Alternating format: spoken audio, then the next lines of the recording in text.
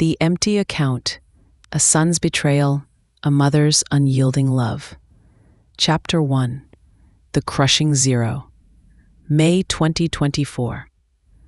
The Seattle spring, usually a balm for my spirit, felt muted, almost mocking.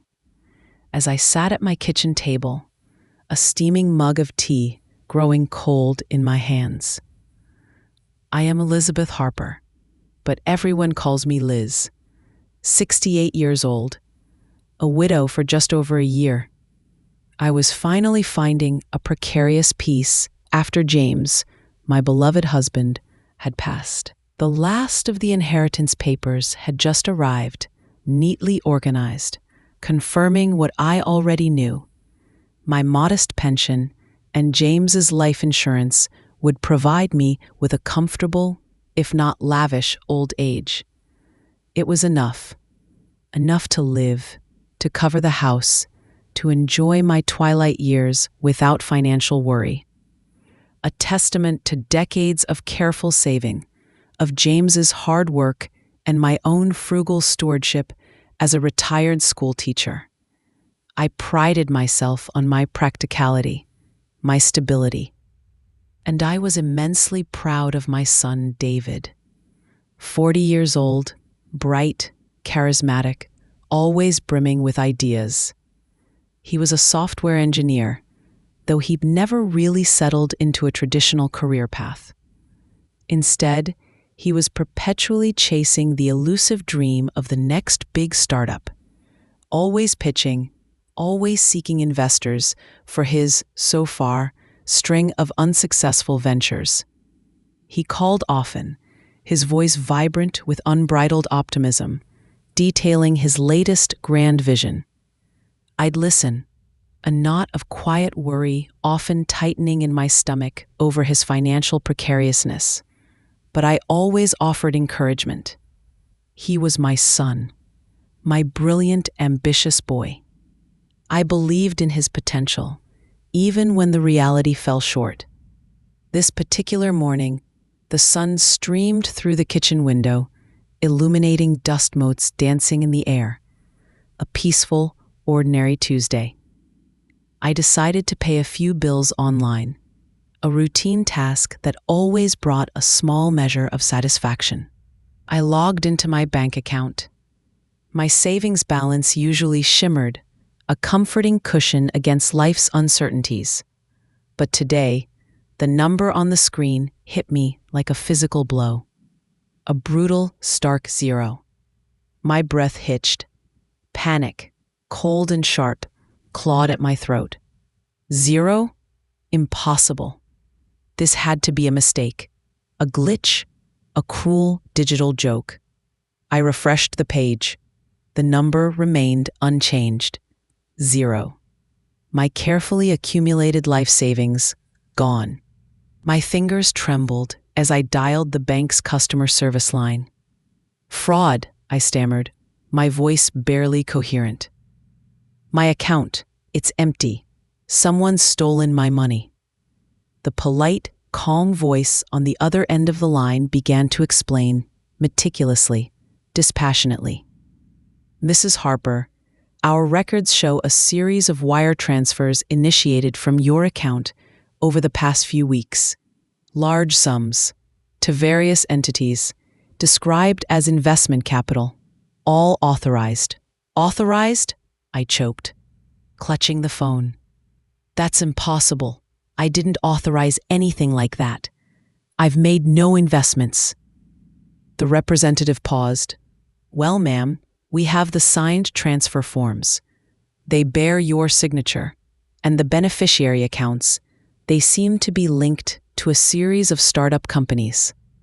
One of the primary beneficiaries is listed as Harper Innovations, LLC, and the contact person for these transfers is listed as David Harper. My blood ran cold. The phone slipped from my numb fingers, clattering onto the counter. David Harper, my son, my brilliant, ambitious, unpredictable son. I picked up the printed bank statements the representative offered to email me. My eyes scanned the lines, the dates, the alarming sums. Transfer after transfer, bleeding my account dry. And at the bottom of each authorizing form, a signature.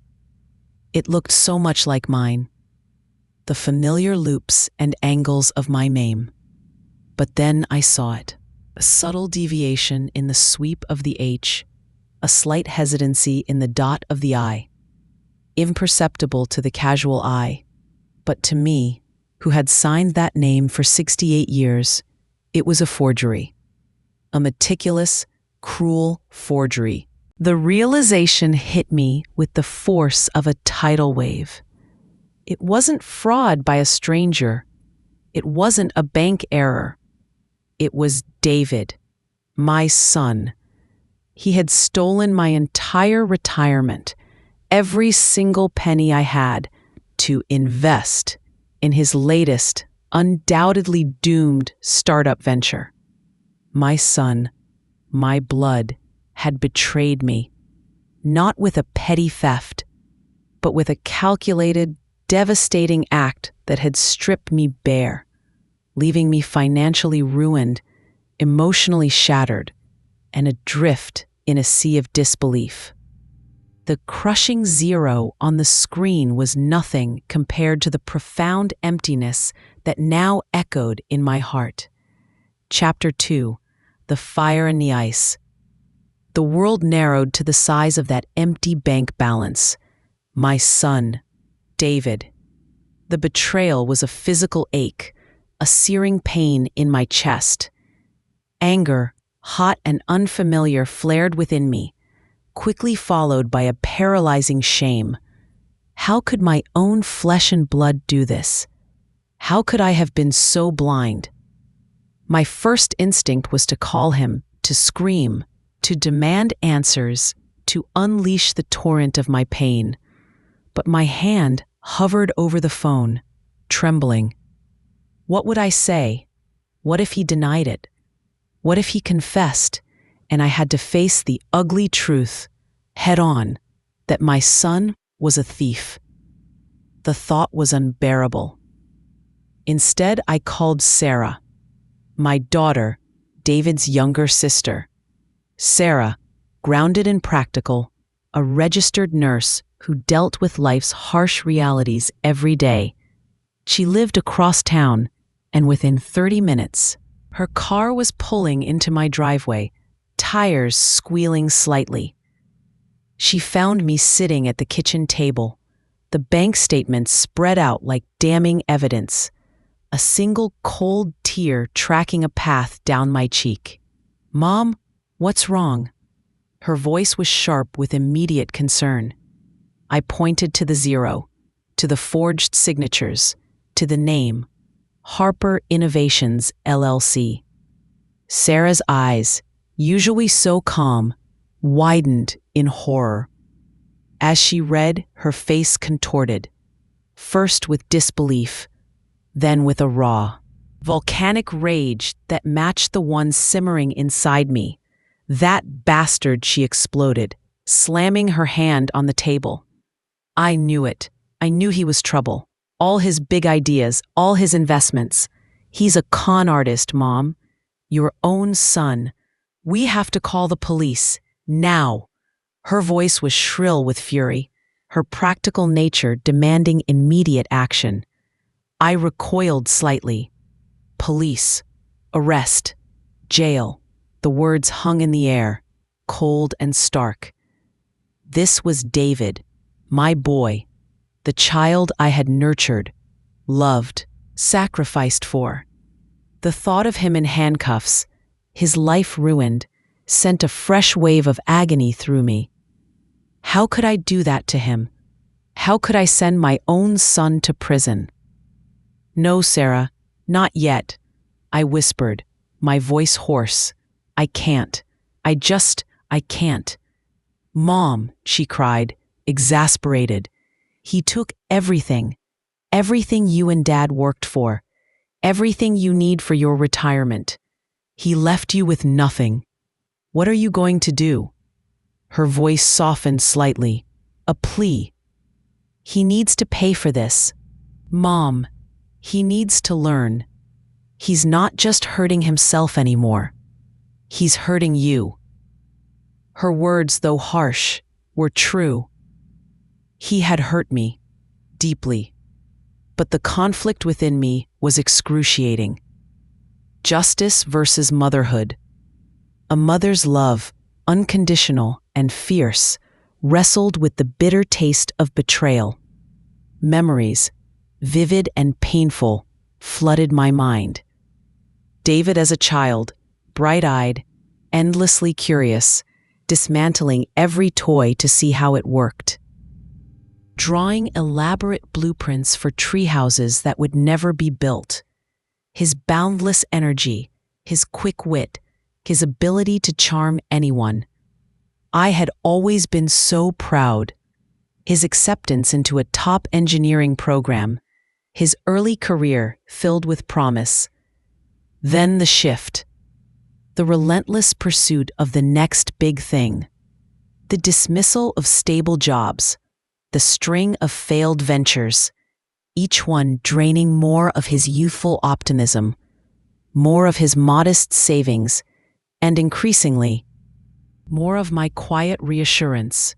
He'd always been a risk-taker, but he'd also been so convincing, so passionate, so certain that this time it would be different.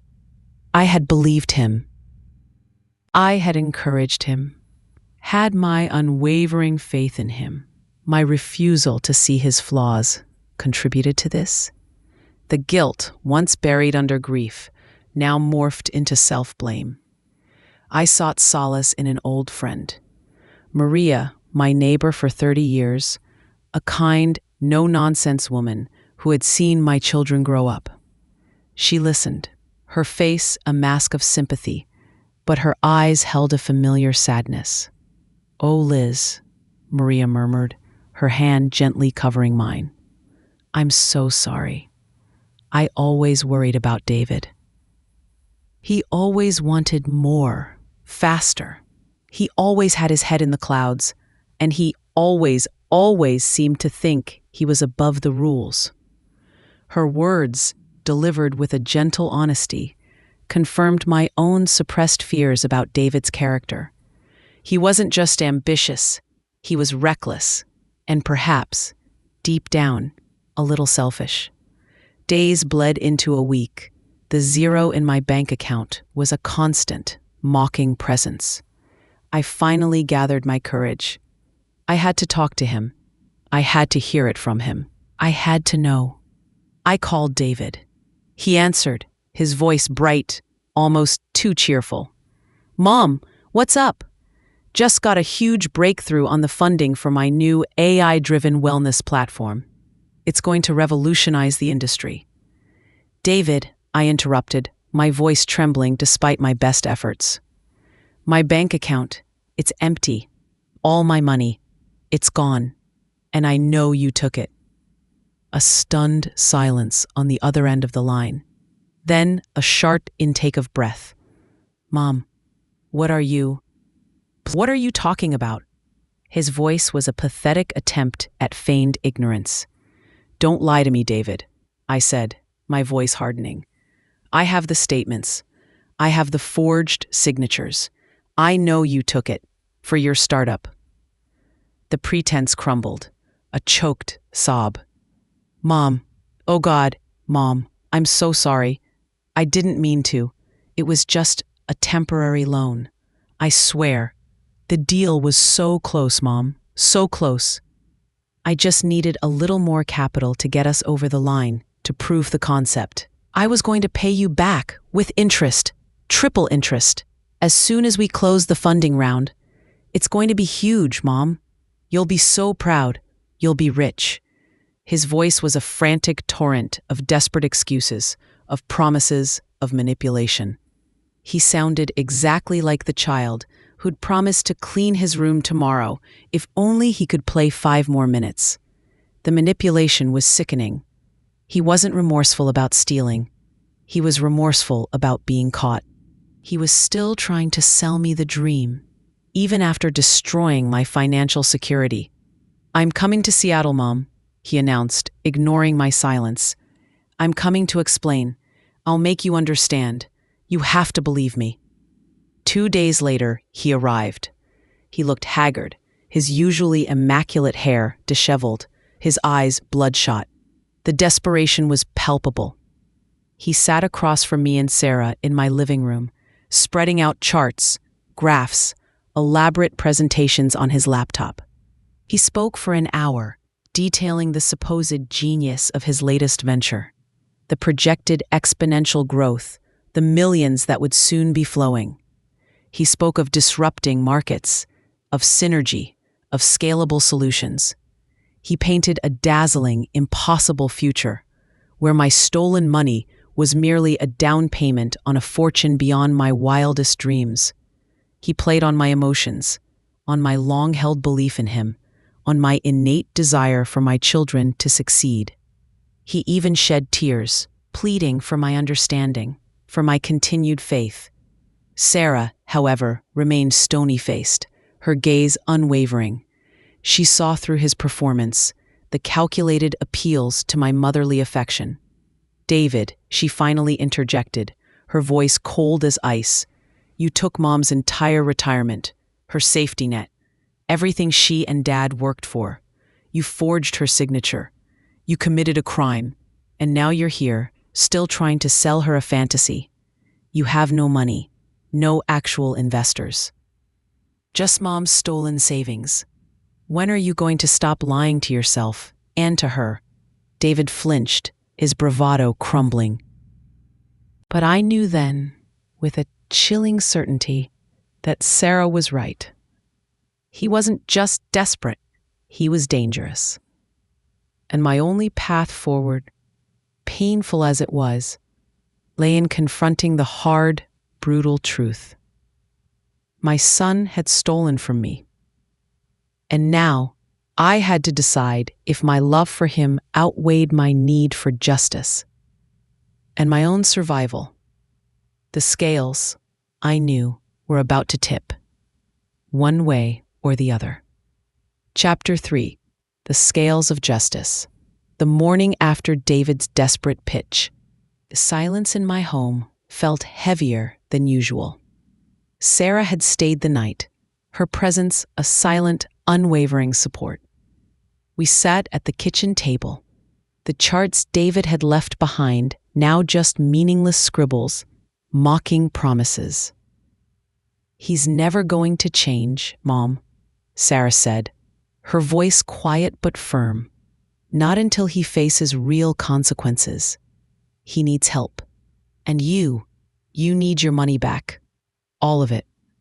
Her words echoed my own growing realization. My heart ached, but my mind, finally, was clear. I couldn't enable him any longer. I couldn't protect him from himself. This wasn't just a misstep. It was a devastating act that had left me financially vulnerable, jeopardizing my future. I called Tom Hendricks, our family lawyer, a kind, steady man who had handled James's estate. He listened patiently, his voice filled with concern. "Liz, this is serious. This is outright fraud and grand larceny. Forgery. If you press charges, David could face significant jail time. And you could lose everything. We need to act quickly to freeze any remaining assets, to try and recover what we can." His words, delivered with a lawyer's cold logic, painted a stark picture. I was trapped between an impossible choice: prosecute my son and potentially send him to prison, or allow him to walk free, leaving me destitute, forever bound by his destructive cycle. David called me later that day, his voice brimming with renewed enthusiasm. "Mom, great news. I just got off the phone with a potential investor from Palo Alto. He loved the pitch. He wants to see more data. This is it, Mom, our big break." My stomach churned. He was still living in his delusion, still expecting me to believe his grand pronouncements. David, I interrupted, my voice flat.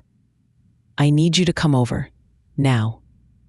He arrived 20 minutes later, his face flushed with excitement.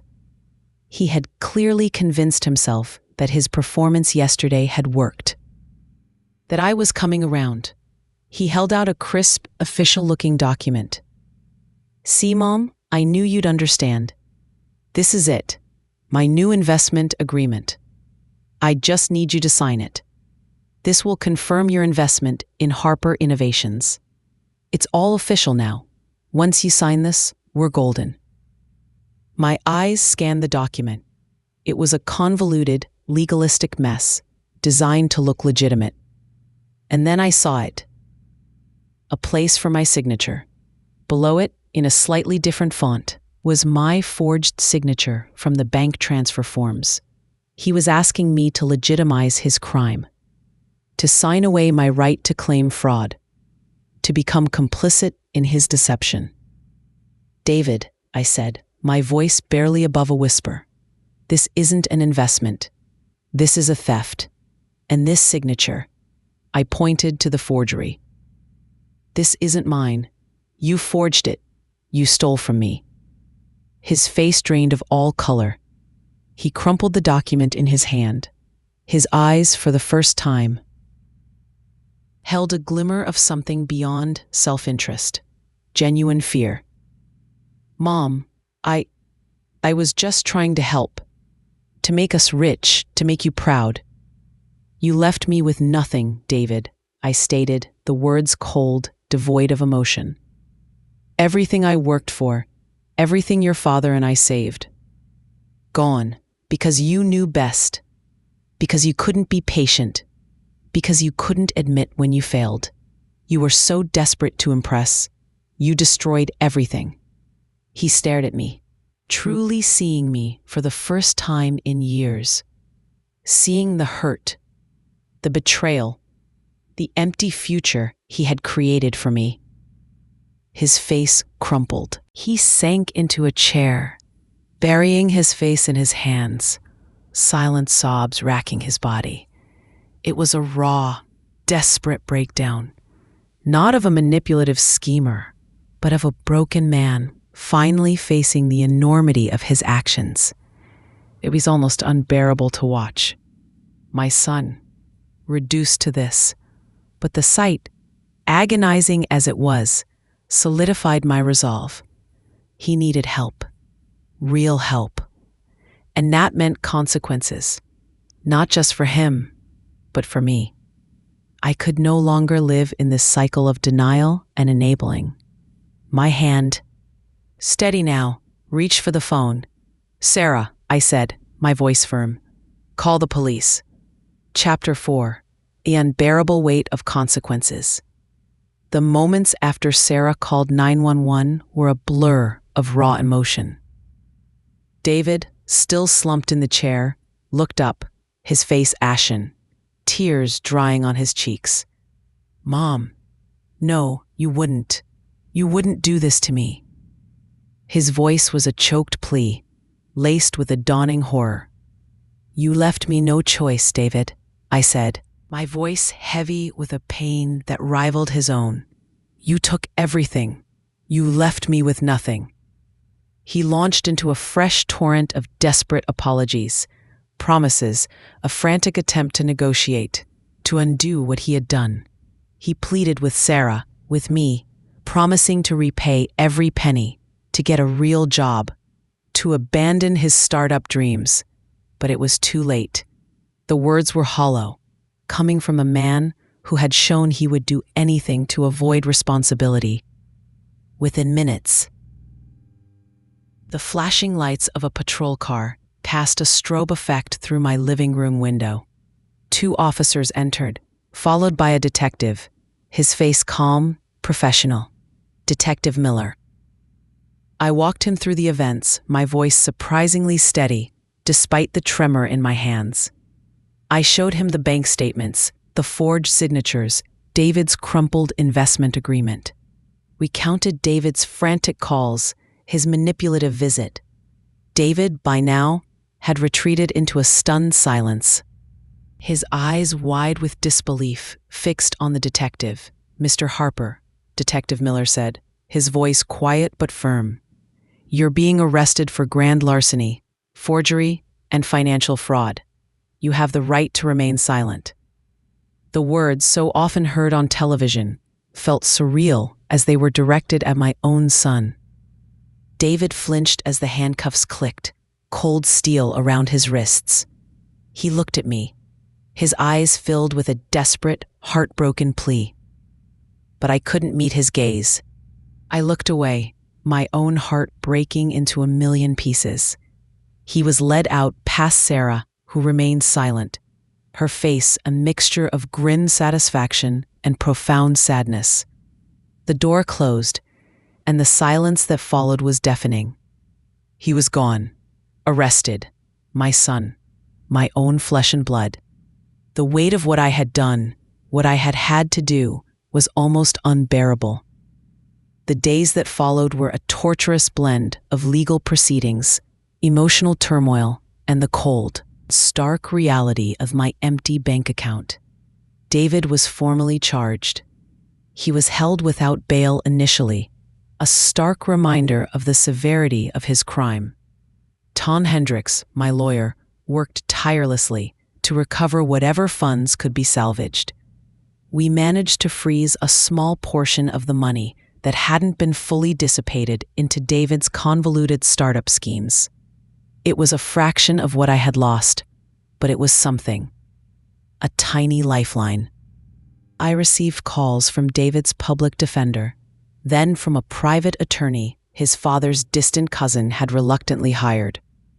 They tried to arrange visits, to set up calls, but I couldn't, not yet. The pain was too raw, the betrayal too fresh. Every phone call from an unknown number made my heart pound, but I let them go to voicemail. I needed space. I needed to breathe. I needed to understand how my life had come to this. Then, a letter arrived. A thin, official-looking envelope, postmarked from the correctional facility. My hands trembled as I opened it. It was from David. His handwriting was shaky, the words halting, unlike his usual confident script. There were no excuses this time. No grand promises, no desperate pleas for understanding. Just a raw, agonizing confession. "Mom, I don't even know where to begin. I know you won't want to hear from me. I wouldn't. I'm sorry, so sorry, for everything. For taking your money, for forging your name, for destroying your trust, for destroying your life and mine.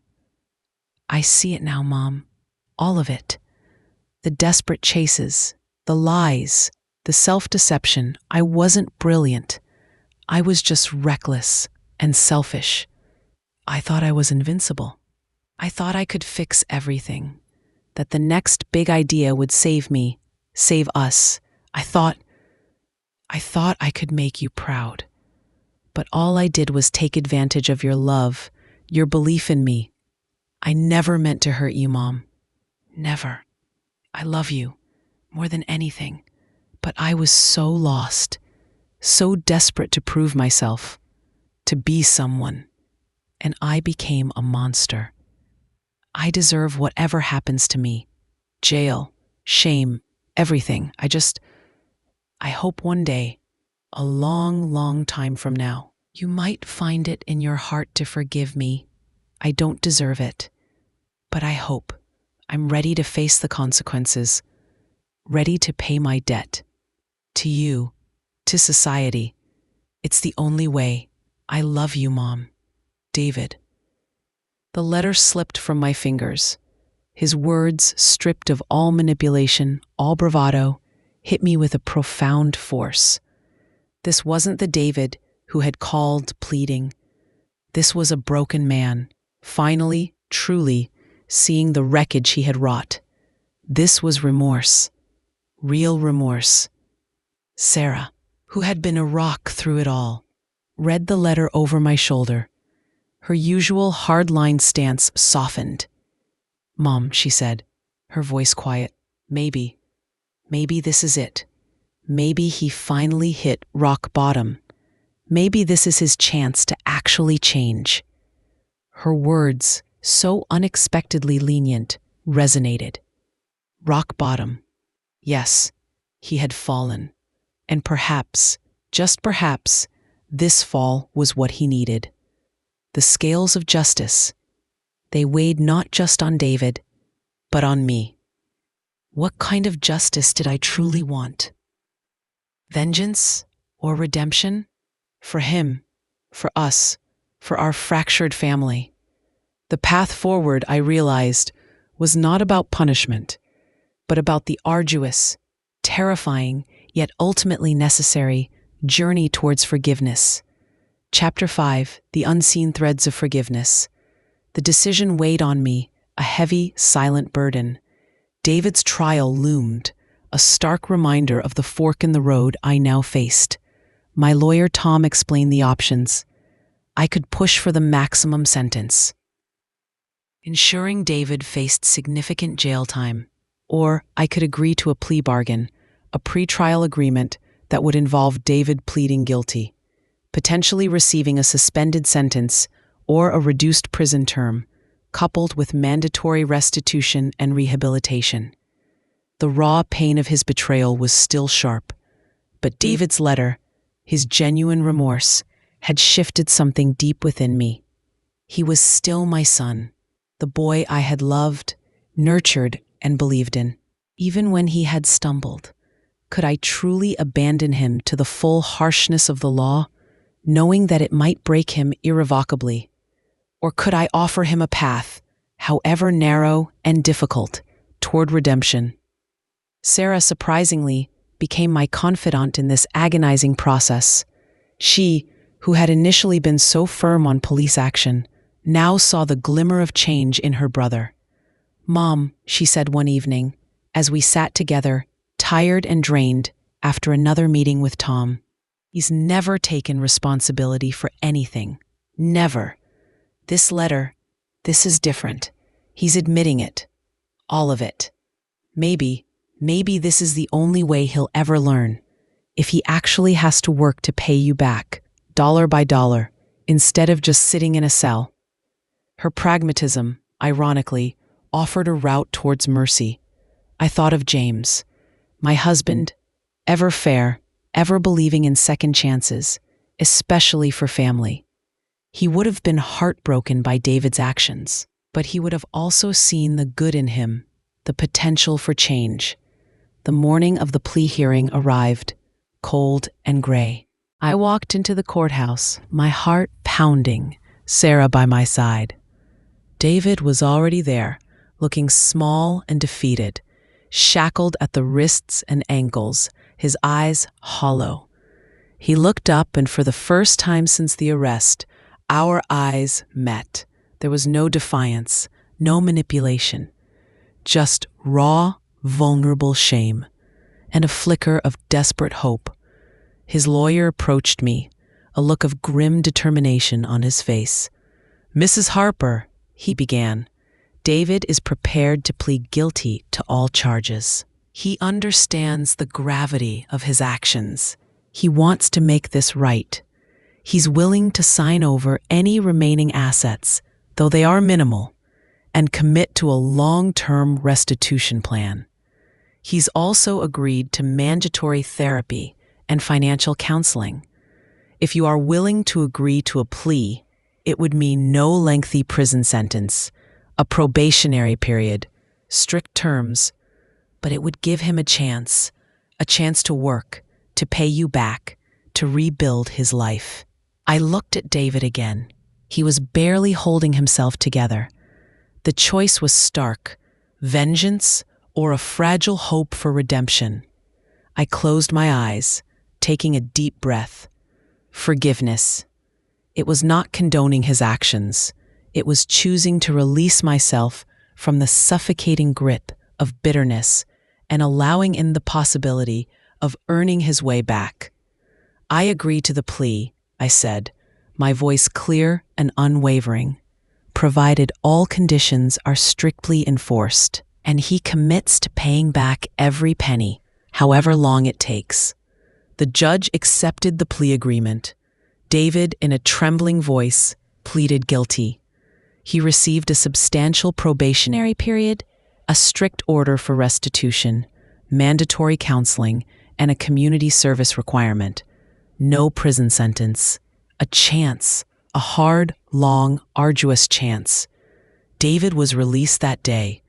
He walked out of the courthouse, a free man, but a broken one. He didn't come to me. He didn't come to Sarah. He went to a small, rented room, found a low-paying job at a local hardware store, and began, slowly, painstakingly, to rebuild. The first restitution payment arrived a month later. A small check, a mere fraction of what he owed, but it was real, earned honestly, and with it a short, handwritten note, "From Mom, from David, I'm starting." The payments continued, small, consistent, a slow trickle back into my depleted account. It wasn't enough to restore my retirement fully, not yet. I had to make adjustments, live more frugally, take on a part-time job teaching English as a second language to new immigrants. It was hard, but it was honest. And with each payment, a tiny thread of trust, so brutally severed, began to reweave itself. Months turned into a year. David was still working at the hardware store. He was still making payments. He had gone to counseling. He was sober. He was stable. He wasn't chasing phantom startups. He was just working, earning, paying. Our relationship remained distant, cautious. But one day, almost a year after the arrest, he called. Not to talk about money or to make excuses. He just called to ask how I was, to tell me about a particularly challenging customer at work, to sound, for the first time in years, like a normal, honest man. I started visiting him, not often, not for long, but I saw the change, the genuine humility, the quiet determination. The pain in his eyes was still there. But it was no longer the shame of being caught. It was the deep sorrow of a son who had betrayed his mother's love and a quiet resolve to earn it back. I had lost my savings, but I had regained something far more precious, my son. He was not the brilliant, flashy success I had once envisioned. He was a man humbled, transformed, rebuilding his life one honest day, hard-earned dollar at a time. And in his quiet perseverance, I saw a new kind of brilliance, forgiveness. It had been the hardest choice of my life. It wasn't a single act, but a long, complex, ongoing journey. I still felt the sting of betrayal sometimes, the fear of financial insecurity. But those feelings were now tempered by the quiet satisfaction of watching my son heal, of knowing that I had chosen not to destroy him, but to give him a chance to find his true self.